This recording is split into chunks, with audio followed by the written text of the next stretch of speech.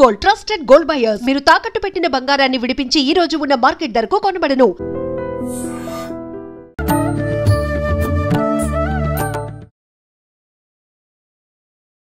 నమస్కారం, welcome to I dream. ధర్మ మార్గం విత్ విజిత కార్యక్రమానికి స్వాగతం. ప్రస్తుతం మనతో పాటు ఉన్నారు మహాబగల్ అఘోరా తంత్రి బ్రహ్మశ్రీ వెనంపల్లి నిశాంత్ శర్మ అవధాని గారు. ఇప్పుడు వారితో మాట్లాడి మరిన్ని విషయాలు తెలుసుకుందాం. నమస్కారం అండి. మహాదేవ. మనకి జూలై 6న అనుకుంటా తొలి ఏకాదశి రాబోతోంది. తొలి ఏకాదశి నుంచి మనకి ఇంకా పండగలన్నీ ప్రారంభం అవుతుంటాయని చెప్పి భావిస్తూ ఉంటాము. మనకు మామూలుగా మన సనాతన ధర్మంలోనే ఏకాదశికి చాలా గొప్ప ప్రాధాన్యత ఉంది. అందులోనూ తొలి ఏకాదశి అంటే ఇంకా చాలా ప్రాధాన్యమైందిగా భావిస్తూ ఉంటాం. ఆ రోజు నుంచే మనకు చాతుర్మాస దీక్షలు కూడా ప్రారంభం అవుతుంటాయి. వాటి గురించి తెలియజేయండి. చాలామంది అంటారమ్మా, ఏకాదశి రోజున స్వామివారు యోగ నిద్రలోకి వెళ్తున్నారు అని చెప్పేసి అని అంటారు. ఒక విధంగా అది వాస్తవమే, వాస్తవమైతే కాదు. కాకపోతే ఏంటి అని అంటే, శివాయ విష్ణు రూపాయ శివరూపాయ విష్ణవే, శివస్య హృదయం విష్ణు, విష్ణోస్స హృదయగం శివ అన్నది శాస్త్రం. ఎప్పటి నుంచి మనకు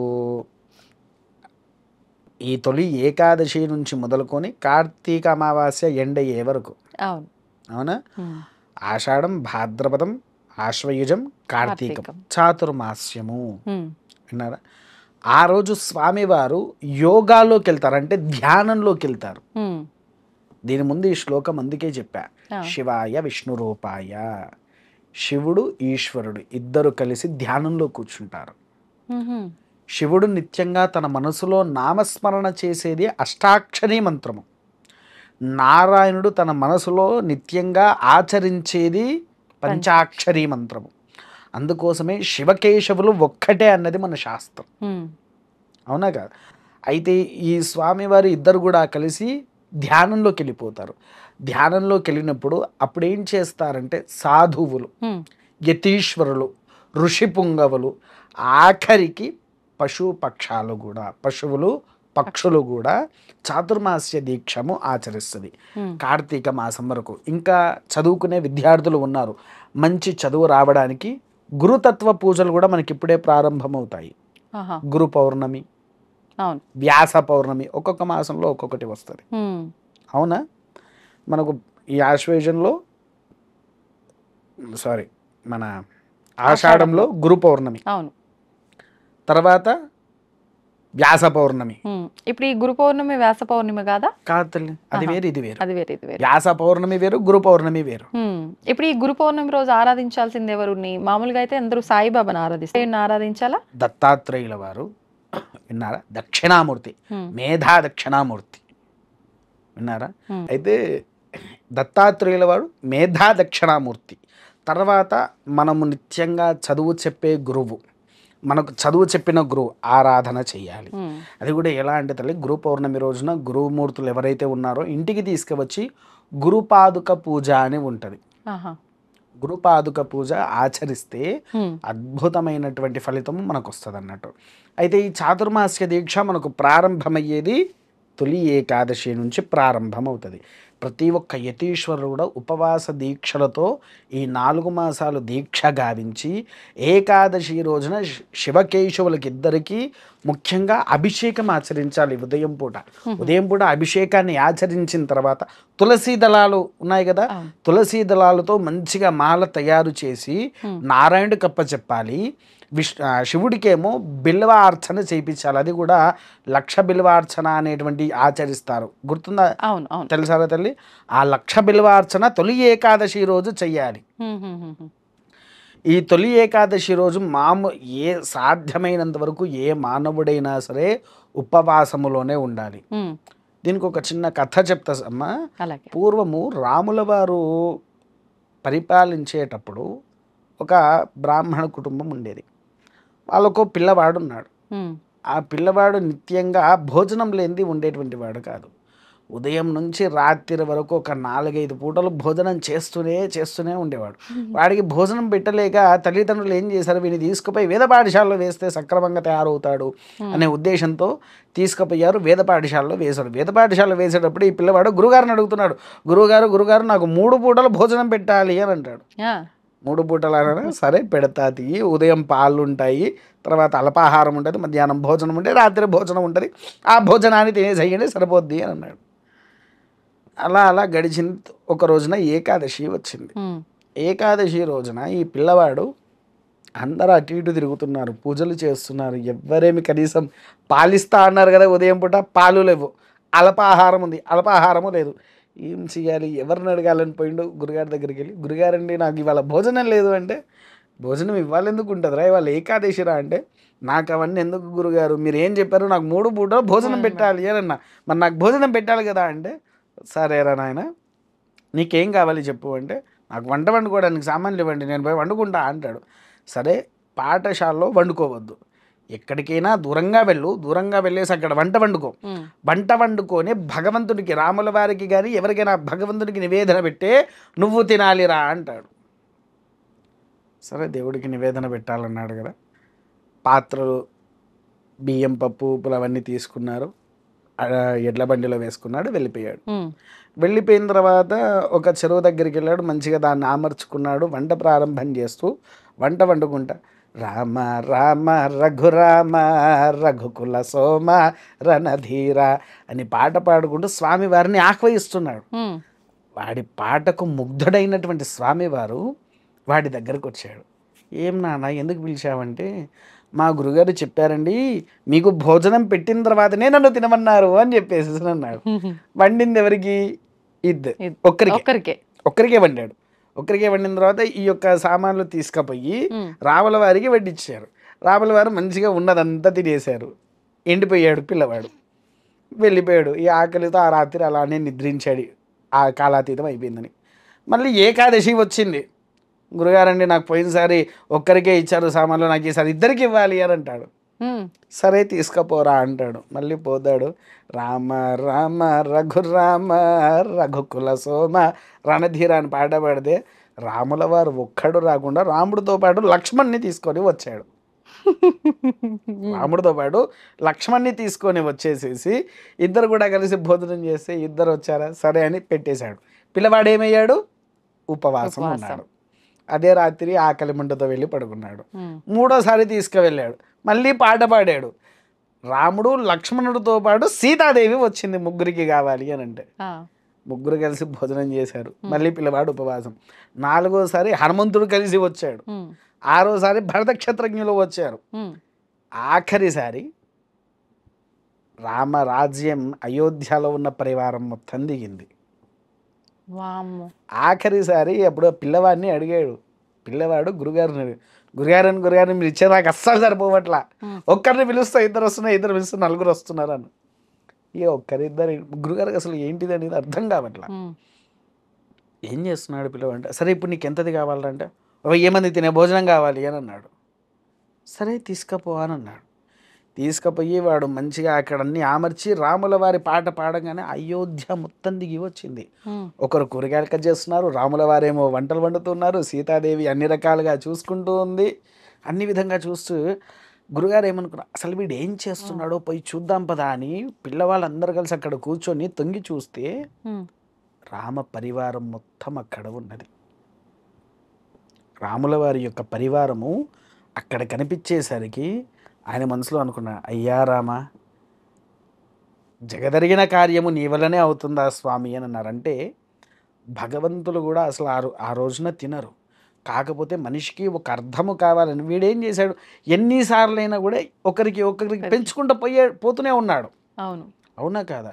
అందుకోసమే ఏకాదశి రోజున ఎవరైతే ఉపవాసం ఆచరిస్తారో ప్రతి ఒక్కరికి ఆ భగవంతుని యొక్క అనుగ్రహాలు ఎన్ని శక్తి తత్వరూపాలు ఉన్నాయో ప్రతి ఒక్కటి మన మీదికి చల్లని చూపులుగా ఉంటుంది తల్లి.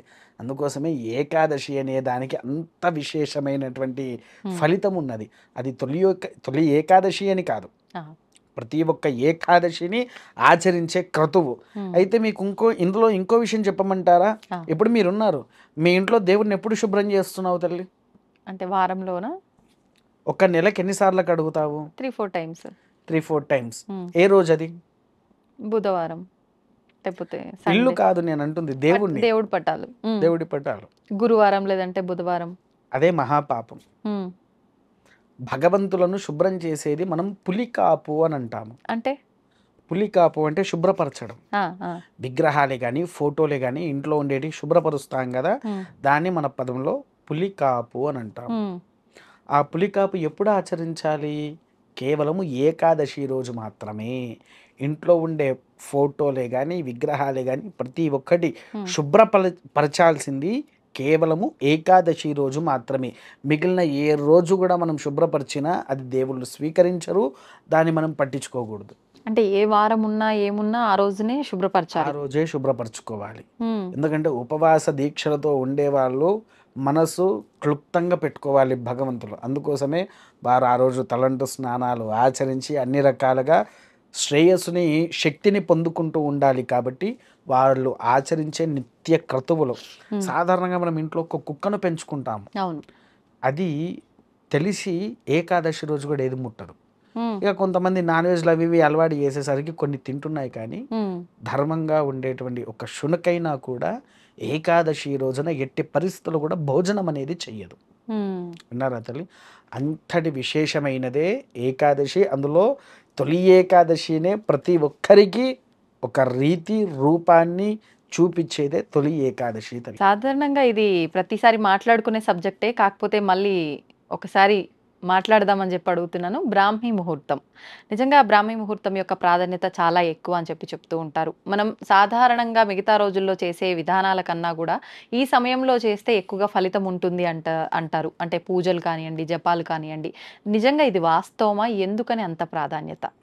అమ్మా, మనకు వాస్తవానికి ఏంటి, బ్రాహ్మీ ముహూర్తం అంటే అర్థము చాలామంది చెప్పే ఉంటారు, ఎవరికి నచ్చింది వాళ్ళు చెప్తూ ఉన్నారు, దానికేం అభ్యంతరం లేదు. అసలైతే ధర్మపరంగా మనకు 2:42 బ్రాహ్మీ కాలం అనేది ప్రారంభమవుతుంది. ప్రతినిత్యము అంటే ఏంటి అని అంటే ఆ సమయంలో గాయత్రీదేవి నిద్ర లేచే సమయం. సకల చరాచరాది దేవతామూర్తులందరూ లేవరు ఆ సమయంలో. కేవలము గాయత్రీదేవి మాత్రమే లెగుస్తుంది. ఆ లెగిస్తున్నప్పుడు అమ్మవారికి, ఇక మనం ఎవరైనా సరే మామూలుగా బెడ్ మీద పడుకున్నాము, లేచిన తర్వాత ఒక 5-10 నిమిషాల వరకు ఎంత మత్తులో ఉంటాము, అవును, ఏ పని చేయబుద్ధి కాక అట్లా ఒక 10 నిమిషాలు అట్లా కూర్చొనైనా నిద్రపోతాము. అలా అమ్మవారు కాస్త అలసగా ఉంటుంది. కాస్త అలసగా ఎప్పటి వరకు? 3 వరకు. 3 వరకు అలసగా ఉండి అప్పుడు లేచి శుభ్రపరచుకొని చతుర్వేద పారాయణం అనేది మొదలు పెడతారు. అక్కడ చతుర్వేద పారాయణం మొదలు కాగానే ఒక్కొక్క దేవతామూర్తులు నిద్రలేస్తూ ఉంటారు. మొదలు ఋగ్వేదంతో ప్రారంభం అవుతుంది. అలా ఒక్కొక్క దేవులు లేచి స్నానాధిక ఆచరిత్యాలన్నీ మొదలు పెట్టుకొని ఇక వచ్చి వాళ్ళ స్థానంలో కూర్చొని ఎవరి వృత్తి ధర్మాలు ఆచరిస్తూ ఉంటారు. ఎవరి వృత్తి ధర్మం ఏదైతే ఉందో, ఈశ్వరుడిది ఒకటి, విష్ణుమూర్తి ఒకటి, లక్ష్మీదేవి ఒకటి, దుర్గా ఒకటి, గాయత్రి ఒకటి, సూర్యుడు, చంద్రుడు, ఇలా ఒక్కొక్కరి ఆచార విధానాలు వాళ్ళు పాటిస్తూ ఉంటారు. విన్నారా? అయితే ఆ సమయంలో మనం కూడా నిద్రలేచేసి ఇల్లు శుభ్రపరచాలి. మొదలు ఇల్లు అంటే ఏ విధంగానో తెలుసారా తల్లి? ఊడ్చి ఆవు పెండతో మాత్రమే అలుకు చల్లాలి. దీంట్లో మీకు ఇంకో ప్రశ్న కూడా రావచ్చు, ఏంటి గురుగారు మాదేమో మన ఇదేంటి భాగ్యనగరము, హై జనరేషను, పెద్ద పెద్ద అపార్ట్మెంట్లు వస్తాయి, మేము ఆవు పెండతో ఎక్కడ అలుకు చల్లుకోగలుగుతాము అని అనుకోవచ్చు. ఇంతంత తెచ్చుకొని నీళ్ళలో కలిపి నీ గుమ్మానికి ఎదురుగా నీళ్లు చల్లి తుడిచి దానికి ముగ్గు వేసినా చాలమ్మా. ఎప్పుడు సూర్యుడు ఉదయించక ముందుకే జరిగిపోవాలి. ఇప్పుడు కొంతమంది ఏం చేస్తున్నారు, రాత్రిపూటనే ఊడ్చుకుంటున్నారు, అలుకు జలేసి ముగ్గు వేసుకుంటున్నారు. అది మహా దరిద్రం ఇంటికి. ఎందుకనంటే తల్లి, దీనికి ఇంకో రీతి ఉంది. ఇంట్లో నుంచి కాష్టాధిక శవము ఎప్పుడైతే బయటకు వస్తుందో అప్పుడు చెయ్యాలి అనే ఒక ఆచరణ కూడా మనకుంది. దానికి సంబంధించిన ఇల్లు కింద పరిక్రమణలోకి వెళ్తూ ఉంటుంది అలా చేస్తే, సాయంకాలం చేస్తే. అందుకే ఉదయాత్ పూర్వమే, సూర్యుడు ఉదయించేదానికంటే ముందే మనం ఉదయించేసేసి కాలకృత్యాలు నెరవేర్చుకొని బ్రాహ్మీ కాలంలో దీపారాధన చేస్తే అపూర్వమైనటువంటి అనుగ్రహము ఇంటికి దక్కుద్ది. తర్వాత రెండోది విద్యావంతులు. ఇప్పుడు మీరు మామూలుగా ఏమన్నా పుస్తకం పట్టుకొని ఆ సమయంలో ఒక పాచి నోటితోనైనా సరే మనము ఆ యొక్క శ్లోకం చదివితే 2 రోజులు చదవండి, 3వ రోజు మీకు మైండ్లోకి ఎక్కేస్తుంది. అంతటి మేధాశక్తి ఉండేది కేవలం ఆ సమయంలో మాత్రమే. చదువుకునే పిల్లలతో సహా మనం పూర్వీకులు కూడా ఉదయం 4 లేచి అలానే కూర్చోబెట్టి చదివించేది. ఎందుకంటే అలా చదివిన వాడు ఎప్పటికీ మర్చిపోడు. ఆ సమయంలో చదివిన వాడికి మేధాశక్తి అపూర్వంగా వస్తూనే ఉంటుంది వాడికి. అదొకటి. తర్వాత ఈ బ్రాహ్మీ కాలంలో ఇంకొకటి ఏంటి అని అంటే ఎటువంటి వ్యసనాకృత్యాలు చేయకూడదు. కొంతమందికి ఏంటంటే లేవగానే ధూపం అలవాటు, అంటే సిగరెట్లు తాగడాలు, పాన్ పరాగులు వేసుకో అలాంటివి చేస్తారు. ఎట్టి పరిస్థితుల్లో కూడా అవి చెయ్యకుండా స్నాన కృత్యాలు ఆచరించి దేవుడి దగ్గరికి వచ్చి దీపారాధన చేయాలి. దీపారాధన చేసిన తర్వాత వాడి ఇంట్లో లక్ష్మీదేవి కలకల్లాడుతుంది. అసలు ఈ నిత్య దీపం అంటే ఏంటో తెలుసారమ్మా? మనం దీపం దీపం దీపం అంటున్నామే, ఆ దీపం ఎవరో తెలుసా? ఆ బత్తికి మనం ఇలా వెలిగిస్తాం కదా, దాన్ని ఏమంటాం మనం? జ్యోతి. జ్యోతి. ఆ జ్యోతి ఎవరు? అమ్మవారైనా? ఏ అమ్మవారు?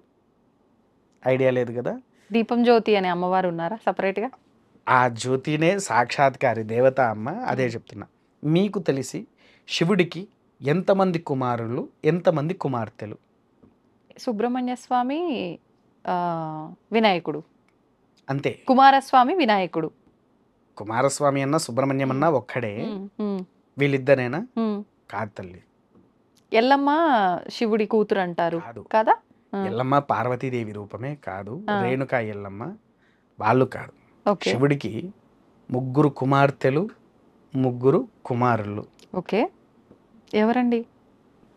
మీరు చెప్పిన గణపత, రెండవది సుబ్రహ్మణ్యమ, హరిహర సుతుడు అయ్యప్ప. 3 వచ్చారా? ఇంకా 3. పార్వతీదేవి గర్భంలో జన్మించినటువంటి అశోక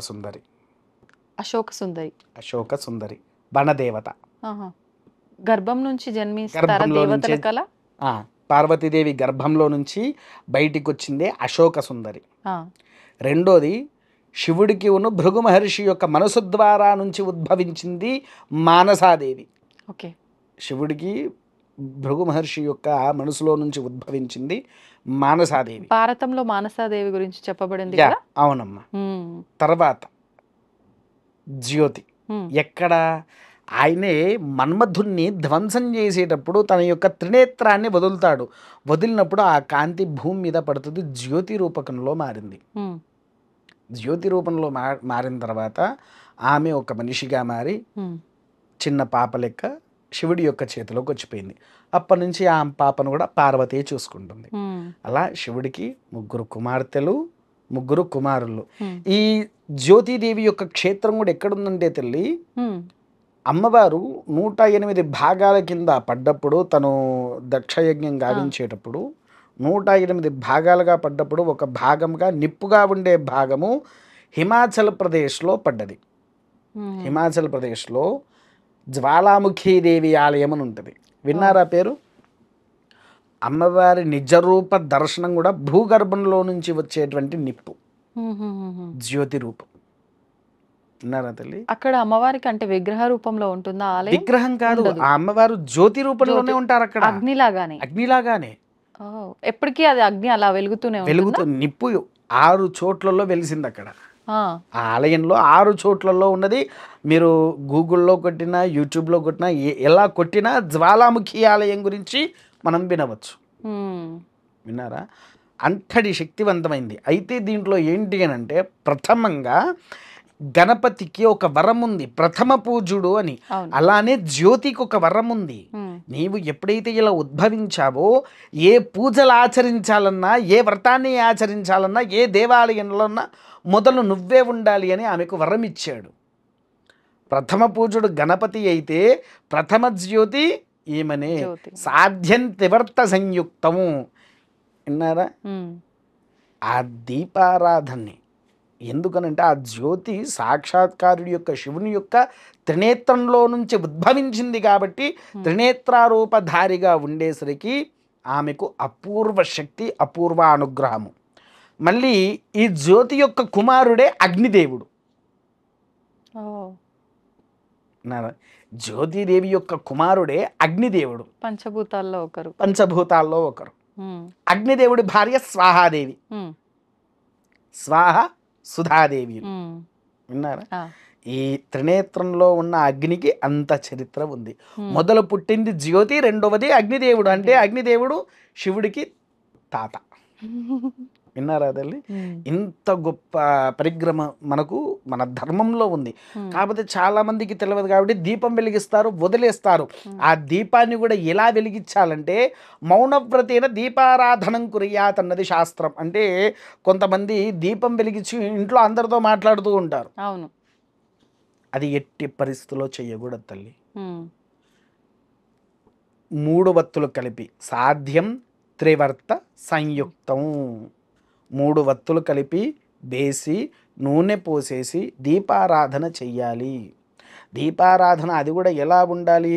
ఒక దీపము ఆగ్నేయం వైపు చూడాలి, ఆగ్నేయంలో ఉండే దీపము ఈశాన్యంలో చూడాలి, ఈశాన్యంలో పెట్టిన దీపము ఆగ్నేయానికి చూడాలి. కొంతమంది తూర్పుకి పశ్చిమానికి దేవుడికి ఆపోజిట్ ఫొటోస్లో అలా పెడుతూ ఉంటారు, కానీ అది ఎలా అంటే పెట్టకూడదు. ఇలా రెండు ఒకదానికొకటి ఆపోజిట్ లో ఉండాలా? ఇలా ఉంచాలి. ఆహా. ఇప్పుడు నువ్వు ఉన్న వైపు తూర్పు తల్లి, నువ్వే ఒక దేవుడి ఫోటో అనుకుందాం, విగ్రహం అనుకుందాం, ఏమన్నా అనుకుందాము. నీ ముందు దీపం వెలిగించకూడదు. ఇటు ఒకటే వత్తి వేసి ఇగో ఇట్లా రావాలి. ఓకే ఓకే, అర్థమైంది? ఇలా క్రాస్గా ఈ ఆగ్నేయంకి వస్తుంది కదా, ఇది ఆగ్నేయంలో ఉండేది ఈశాన్యం వైపు చూడాలి, ఈ ఈశాన్యంలో ఉండేటువంటిది ఆగ్నేయం వైపు చూడాలి. అలా చూస్తేనే మన ఇంట్లో సకల ధర్మ క్రతువులు అనేటువంటిది మనం ఆచరిస్తాము తల్లి. విన్నావా? అంతటి అమోఘమైనటువంటిదే ఈ దీపంలో ఉండేటువంటి శక్తి. అందుకోసమే మౌనవ్రతంతో దీపారాధన చేసి, దీపారాధన చేసిన తర్వాత దానిపైన కుంకుమతో అలంకరణ చేసి మారుగా ఒక చుక్క నూనె వేయాలి. మళ్ళీ దీపారాధన మనం బత్తి వెలిగించాక కుంకుమతో బొట్టు పెడతాం కదా, కుంకుమతో పెట్టిన తర్వాత మారుగా ఒక చుక్క వేయాలి.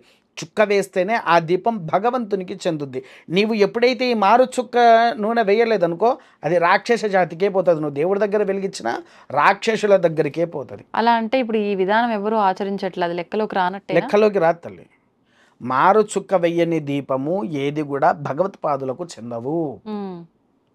ఒకటి, ఈ మారు చుక్క వేసిన తర్వాత అక్షితలతో వేసి నమస్కరించుకొని చక్కెరో పండో దీపానికి నివేదన పెట్టాల్సిందే.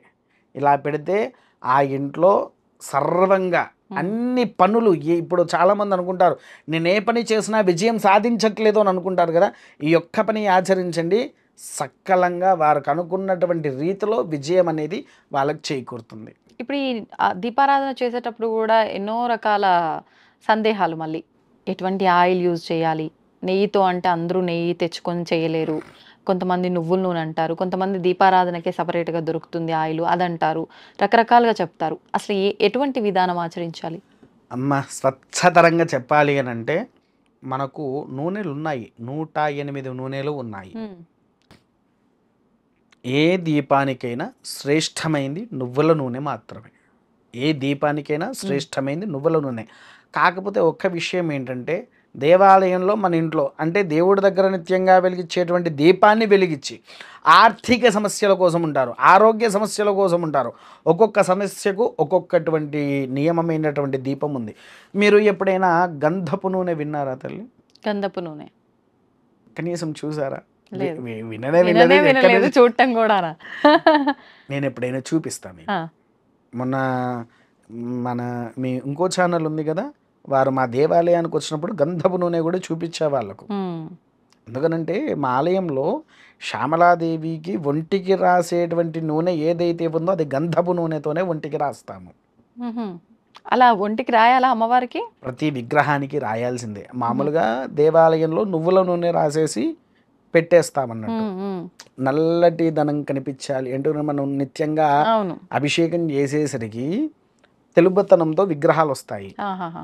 ఈ నూనె ఎప్పుడైతే రాస్తామో ఆ తెలుపుదనం అనేది తొలగిపోతుంది అన్నట్టు, మళ్ళీ నల్లగా విగ్రహం కనిపిస్తుంది. అలా అమ్మవారికి ఒంటికి రాసేది గంధపు నూనె, లవంగాల నూనె ఉన్నది, ఇలాయచీ నూనె ఉంటుంది, విప్ప నూనె ఉంటుంది. విప్ప నూనె మన అప్పు బాధలు పోవడానికి కోసం. విన్నారా? ఇట్లా రకరకాల నూనెలు ఉంటాయి. అది ఎప్పుడు ఆచరించాలి ఎక్కువగా అంటే కార్తీక మాసంలోనే ప్రారంభం చేయాలి. ఏది చేసినా ఇటువంటి ఏ నూనెతో గనక మనం దీపాలు మొదలు పెట్టాలి అని అనుకుంటే ప్రథమంగా ఆచరించేది కార్తీక మాసంలోనే, అది కూడా కార్తీక దీపంతో ఆరంభం చేయాలి. మీకు కార్తీక దీపం అంటే తెలుసా? కార్తీక మాసంలో వెలిగించే దీపం కాబట్టి కార్తీక దాని దీపం. వత్తి ఏంటి తల్లి? వత్తి నార్మల్ వత్తే వాడతాం కదా. తప్పు తల్లి. ఉమ్. పైడిపత్రి అనే ఆకుతో. ఆకుతో. ఉమ్. దీపాకు అని ఎప్పుడైనా విన్నారా కనీసం? అది దీపాకు. ఆ చెట్టు పేరు పైడిపత్రి. ఉమ్. పైడిపత్తి అంటే చెట్టు విన్నాము. ఉమ్. దీపాకు అనేది ఏంటి? దాని పైడిపత్తి అనేటువంటిది వేరు, పైడిపత్రి వేరు. పైడిపత్తి అనేటువంటిది ఇప్పుడు ఈ మరుగుమందు అవి ఉంటాయి చూసారా, అది చెక్ చేసేది, వాడికి మందు ఉందా లేదా అని చెక్ చేసేది. ఇది పైడిపత్రి. ఈ ఆకు మనకు వత్తి అవసరం లేదు, నూనె పోసి ఆకు వేసి దీపం వెలిగిస్తే దేవ్యోపమానంగా ఆ దీపం వెలుగుతూనే ఉంటుంది. 2 రోజుల వరకైనా వెలుగుతుంది నూనె పోస్తూ ఉంటే.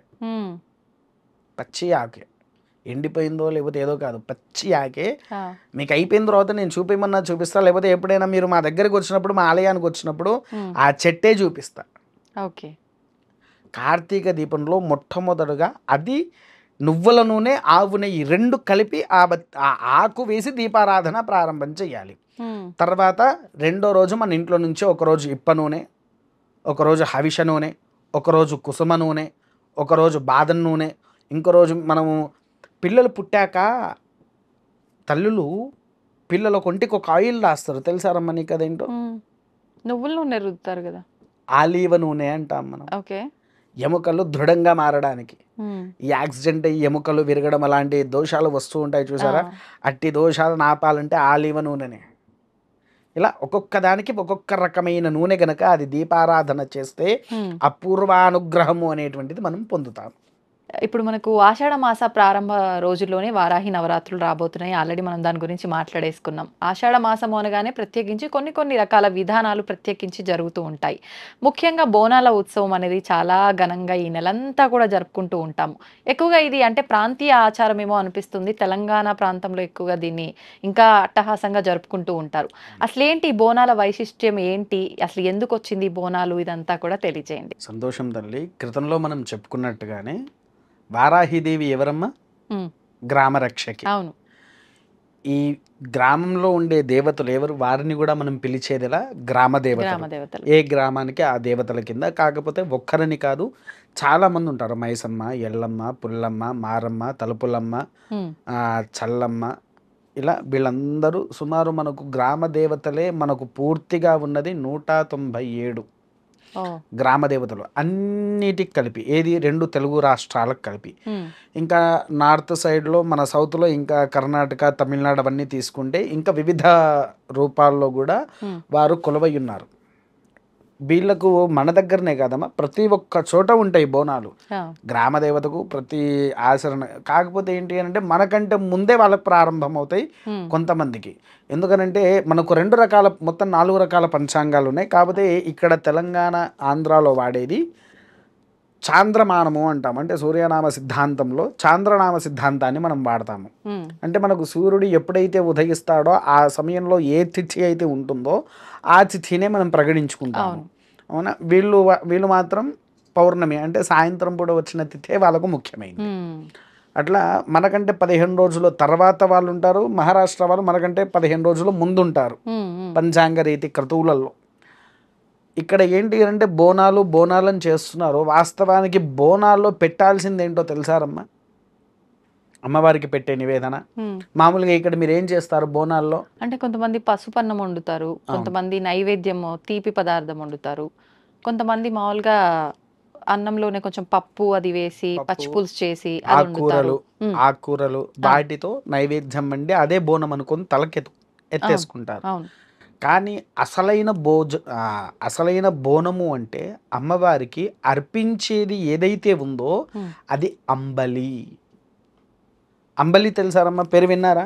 అంటే సినిమాల్లో వింటుంటాం కదా. అయ్యో, సినిమాలో మామూలుగా మీకు రాగి జావని అంబలి అంటారా? రాగి జావలో పెరుగుతో తయారు చేస్తారు. అవును. పెరుగు వేసి పుల్లదనముగా మారాలి. మీకు ఇంకో విషయం చెప్తా, మీరు అన్న సినిమా విషయానికే వస్తా. ఒకటి, మన చిన్న వయసులో ఉన్నప్పుడు అమ్మవారిది ఒక సినిమా వచ్చింది, ఒక చిన్న పాప, అది అమ్మోరు తల్లి అని ఒక సినిమా వచ్చింది. అందులో అమ్మవారికి అంబలి, నాకు అంబలి కావాలి రా, అంబలి తప్ప నాకు వేరే ఏది వద్దు అని అంటది. అవునా? అంబలితో పాటు వేప కొమ్మలను మనకు అర్పించాలి అమ్మవారికి. అర్పిస్తే అటు ఆ కొమ్మలతో తను విసురుకుంటూ ఆ అంబలి తాగుతూ ఉంటుంది. ఏ సమయంలోనైనా మనం నీళ్ళు ఎలా తాగుతూ ఉంటామో ఈ అమ్మవారు అంబలి తాగుతూ ఉంటారు. ఈ అమ్మవారికి రక్షకుడు ఎవరు? మళ్ళీ పోతరాజు. ఈ పోతరాజుకి సురాపానం ఇవ్వాలి. సురాపానం అంటే ఇప్పుడేదో తయారు చేస్తున్న వైను అవేవి కాదు తల్లి. స్వచ్ఛమైనటువంటి నాటుగా తయారు చేసే ఇప్పసార. మీరు చండీ హోమాలకు ఎప్పుడైనా వెళ్ళారా? హోమాలు ఎక్కడైనా జరగంగా చూసారా? చూసా. అందులో ఇప్ప పువ్వు అని పూజలో వాడతారు, అవునా? ఆ ఇప్ప పువ్వుతో తయారయ్యేదే సురాపానము. అందుకే మామూలుగా అయినా సరే హోమాల్లో ఆ ఇప్ప పువ్వు వేస్తే సారా అర్పించిన వాడితో సమానం అన్నట్టుగా ఆ ఇప్ప పువ్వు వాడేదన్నట్టు అమ్మవారికి. విన్నారా? అందుకోసం ఇక్కడ ఇంకో విషయం ఏంటంటే తల్లి, అవి ఇప్పుడు ఈ వైన్స్ ఇవన్నీ ఉన్నాయి, అవి దేంతో తయారవుతున్నది? కుళ్ళిపోయిన ద్రాక్షల్ని తీసుకువచ్చి తొక్కి తొక్కి తొక్కి దాంట్లో నుంచి రసం తీసిందే కదా. అది తీసుకువచ్చి స్వామివారి మీద పోస్తే న్యాయంగా ఉంటుందా అది? అవునా? ఇన్ని రకాల విధానాలు మన దగ్గర ఉన్నాయి. ఇంకొంతమంది ఈ బోనాల పరంగా నాకు దేవుడు వచ్చారని చెప్పుకొని బతికేటి వాళ్ళు సగం మంది ఉన్నారు. పూనకాలు. అసలు పూనకాలు మీకు ఎలా వస్తాయి? ఏమన్నా అవగాహన ఉన్నారా తల్లి? ఇప్పుడు ఎవ్వరు చూడండి, తెలంగాణలో ఇది చాలా ఫోకస్ అవుతుంది. మామూలుగా ఉన్న మనిషికి కూడా పూనకం వచ్చేస్తుంది. అది వాస్తవం అంటారా నిజంగా? అస్సలు కాదు తల్లి. ఎందుకు అనంటే ఒక మనిషికి సంవత్సరానికి ఒకే రోజున, అది కూడా 1 గంట సేపే ఒంటి మీదకి పూనకం అనేది వస్తుంది. 24 గంటలు దేవుళ్ళు ఎప్పుడు పూనివ్వరు మనకు. అంతవరకు ఎందుకు తల్లి? సద్బ్రాహ్మణులు ఉన్నాము, దేవాలయంలో ఉదయం నుంచి రాత్రి వరకు కష్టపడతాము, ఇంట్లో పూజలు చేస్తాము, గుళ్ళో పూజలు చేస్తాము, అన్ని రకాల సేవలు అర్పణ చేస్తూ ఉంటాము.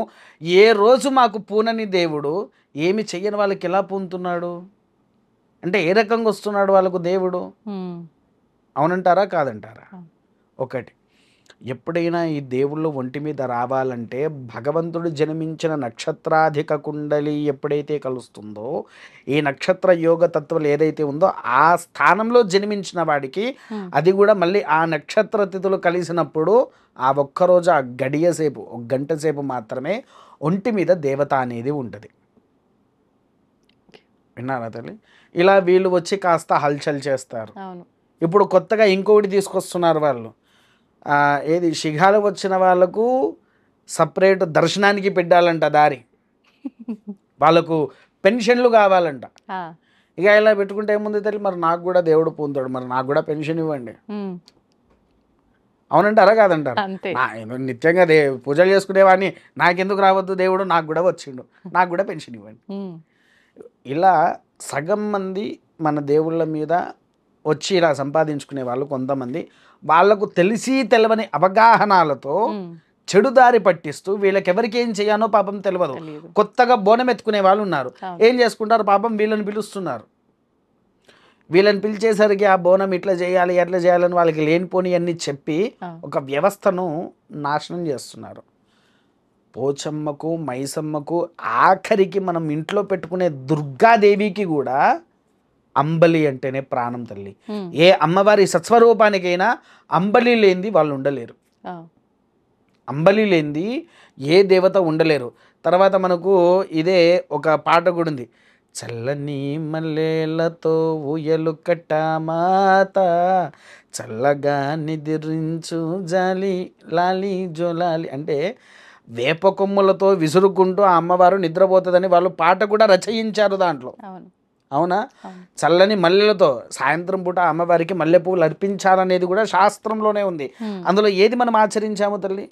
వాళ్ళు ఏది ఆచరించట్లా. ఎందుకనంటే ధర్మ ప్రకారంగా వెళ్తే అమ్మవారికి ఎప్పుడైతే నువ్వు బోనాన్ని అర్పించావో అమ్మవారు అది స్వీకరించిన తర్వాత చల్లటి నిద్రలో పోవాలని ఆ మల్లె పువ్వులు వేసుకుంటా వేపాకుతో నువ్వు ఖచ్చితంగా ఊపుతూ ఉండాలి.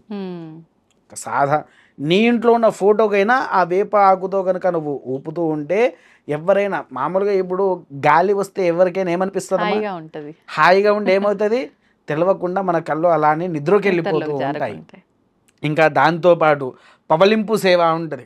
పవలింపు సేవలో జోలపాట పాడుతూ ఉంటే ఇంకా ఎవ్వరికి తెలవని అద్భుతమైనటువంటి నిద్ర మన కళ్ళలా మూతలు పడిపోతూనే ఉంటాయి.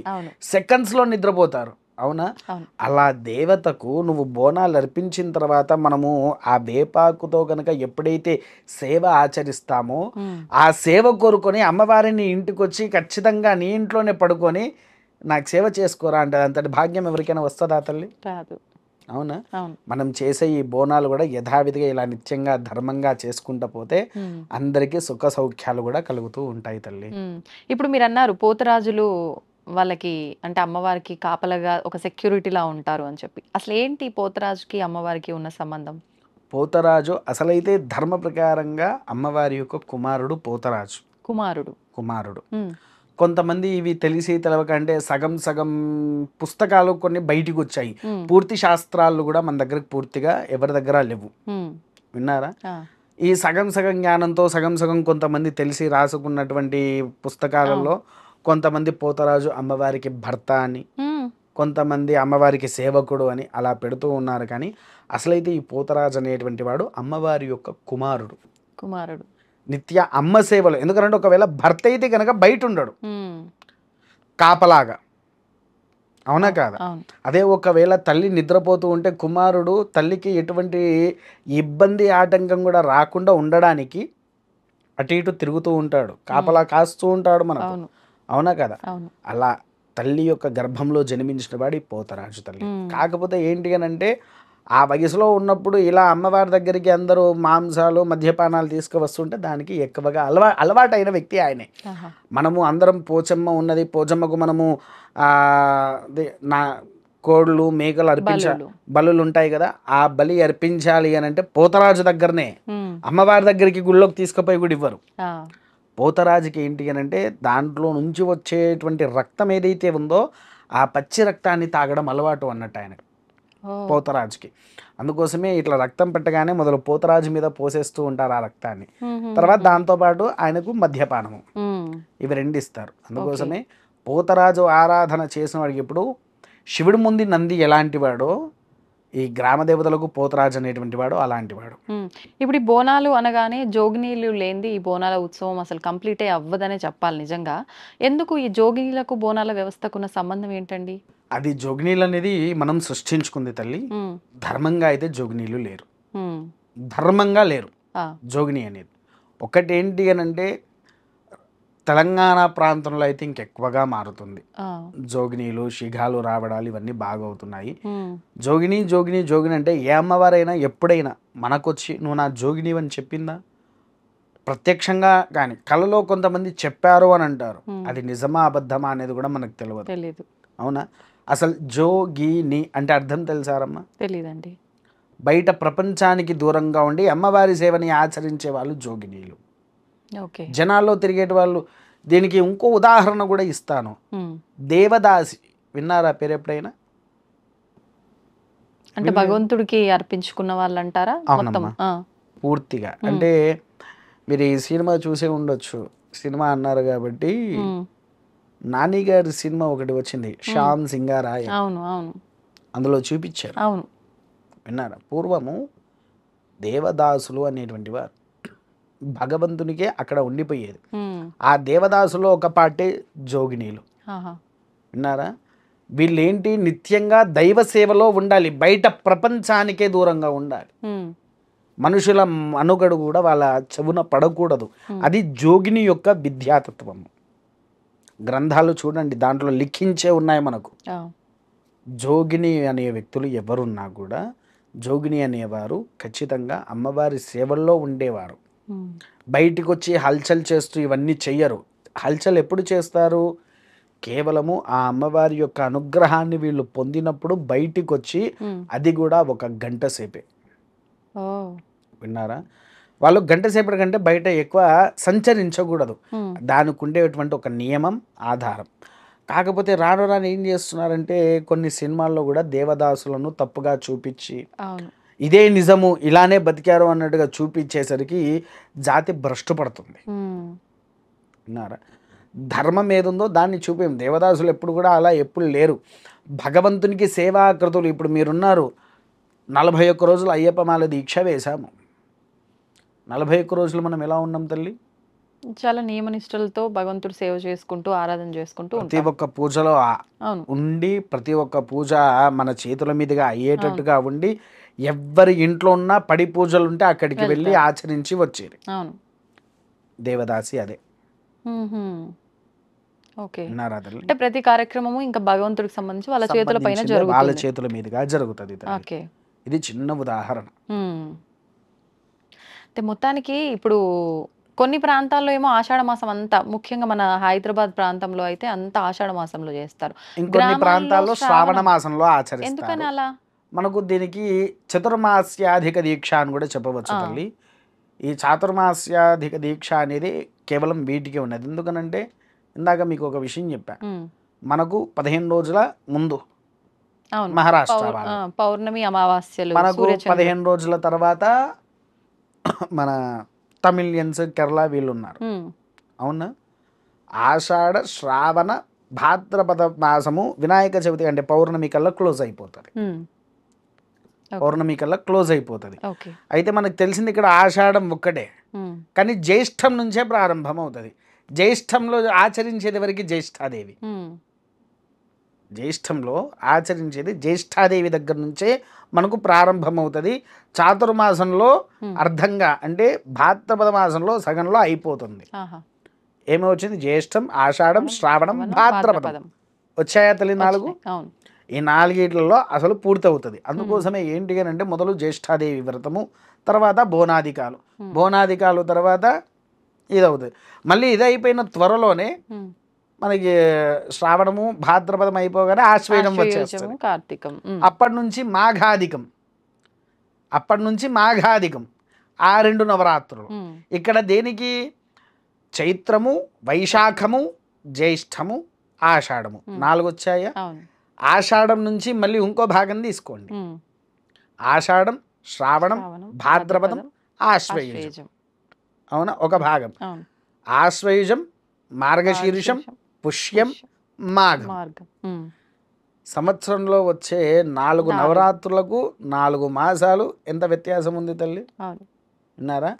అంటే అమ్మవారి శక్తి స్వరూపిణి ఏదైనా మనకు ప్రారంభమయ్యేది వసంతముతో ప్రారంభం అవుతుంది. వసంతం నుంచి మనకు ఆఖరి ఎప్పుడయ్యేది? మళ్ళీ మాఘమాసంలో ఆఖరి అవుతుంది. ఫాల్గుణ మాసం ఒక్కటే విధితత్వ బోధాలు. ఎందుకని అలా? విధితత్వ బోధాలు అంటే మాఘమాసంలో మనకు మన పెళ్ళిళ్ళు ఎక్కువగా అంటుంటారు కదా. పెళ్ళిళ్ళు అనే దానికంటే శివరాత్రి వస్తుందా? వస్తుంది. శివరాత్రిగా? శివరాత్రి మనకు వచ్చేది ఫాల్గుణ మాసంలోనేనా? అది అయిపోగానే ఉగాది. కొన్ని అపూర్వ శక్తులు జన్మించినవి మాఘమాసంలో, ఉద్భవించినవి మాఘమాసంలో, యోగాధికం చెందినవి మాఘమాసంలో, ఫాల్గుణ మాసంలో. అందుకోసమే ఒక్కొక్క మాసానికి మనకు, అందుకోసమే మన పూర్వీకులు చూడండి, 18 పురాణాలు కాకుండా చైత్ర పురాణము, వైశాఖ పురాణము, కార్తీక పురాణము, శ్రావణ పురాణము ఇవన్నీ ఉన్నాయి. చూసారా మీరు ఎప్పుడైనా? తెలుసా ఇవి మీకు? కార్తీక పురాణం అయితే తెలుసు. అయ్యో, చైత్ర పురాణము, వైశాఖ పురాణం చూడలేదా? మాఘ పురాణము. ప్రతి ఒక్క మాసానికి ఒక్కొక్క పురాణాలు ఉన్నాయి. 12 మాసాలకి 12 పురాణాలు ఉన్నాయి. భాద్రపద మాసంలో ఒక క్రతువు అయితే ఉంది తల్లి. ఏంటండి? మొదటి 15 రోజులు దేవతార్చన, మిగిలిన 15 రోజులు పితృదేవత అర్చన చేయాలి. Okay okay okay. మహాలయ పక్షాలు అంటారు తెలంగాణ భాషలో. మన పెత్రమావాస్య, బియ్యం ఇచ్చుకోవడాలు అని అంటారు. విన్నారా? మొదటి 15 రోజులు దైవం. ఎందుకనంటే పూర్వము నరకంలో యములతో మనుషులు ఇట్లా యుద్ధం చేశారు. అంతా ఇట్లా మా సరిగ్గా పిండాలు పెట్టగా మమ్మల్ని ఇక్కడ తీసుకువచ్చి ఇబ్బందులు పెడుతూ ఉన్నారంటే అప్పుడు యముడు అన్నారు, కొంతమంది ఏం చేస్తున్నారంటే పితృదోషం కూడా ఎందుకు వస్తున్నదంటే మహాలయాలలో వాళ్ళు కలిపేయడం వల్ల పితృదోషం వస్తుంది తల్లి. ఏంటంటే ఇప్పుడు మనం ఉన్నాము, ఒక ఇల్లు కట్టించుకున్నాము, గృహప్రవేశం చేసిన వాడు పిండ ప్రధానం పనికిరాడు. అవునా? వివాహం చేసిన వాడు, కన్యాదానం చేసిన వాడు, వివాహం ఇంట్లో మగవాడైనా ఆడవాడైనా మళ్ళీ వాడు పిండ ప్రధానం చేయడానికి లేదు. కనీసం ముగ్గు పోసుకున్నా కూడా చేయకూడదు. ఆ సమయంలో ఒకవేళ మనం చేసుకున్న దానికి తేడా ఉంటుంది కాబట్టి మహాలయ పక్షంలో నువ్వు ఏదైనా చెయ్యొచ్చు, దానికి తప్పు లేదు. ఆ మహాలయంలో ఆ పక్షయాల్లో నీకు ఎవరేది ఆచరించినా దోషం పోతుంది అనేటువంటిగా మనకు చూపించారు. అంతేగాని ఇక్కడ నువ్వు చేయలేదు కదా, ఇప్పుడు నేను దీంట్లో కలిపేస్తే ఇక నెక్స్ట్ టైం దీంట్లోనే చేస్తా అనుకోవడం అది మహాదోషము. విన్నావా తల్లి? అట్లా ఈ ఒక్కొక్క మాసానికి ఒక విధి తత్వాలు అనేటువంటిది మన ధర్మంలో మాత్రమే ఉంది. అలా ఈ ఆషాఢ మాసానికి కూడా ఇలాంటి వైశిష్ట్యం అన్నమాట. వైశిష్ట్యము. అందుకే బోనాలు కానివ్వండి, గ్రామ దేవతలు కానివ్వండి, వారాహిదేవి కానివ్వండి, వారాహితో పాటు శాకాంబరి దేవి ఉత్సవాలు కూడా ప్రారంభమయ్యేది ఈ ఆషాఢ మాసంలోనే తల్లి. ధన్యవాదాలండి, మంచి విషయాలు తెలియజేశారు. నమస్తే. మహాదేవ. తవ్వుతూనే శివలింగం సరే దాన్ని అట్లా కప్పేసేయండి, చూపించదండి. మూర్తి పూజ కాదు, సాక్షాత్ బ్రజేంద్ర నందన భగవాన్ ఉన్నారు మూర్తిలో. ఏమీ ఆశించకుండా ఆరాధించే వాళ్ళు కూడా ఉన్నారా ప్రభుజీ? నిజమైన భక్తి అంటే మనకు తెలియదు కాబట్టి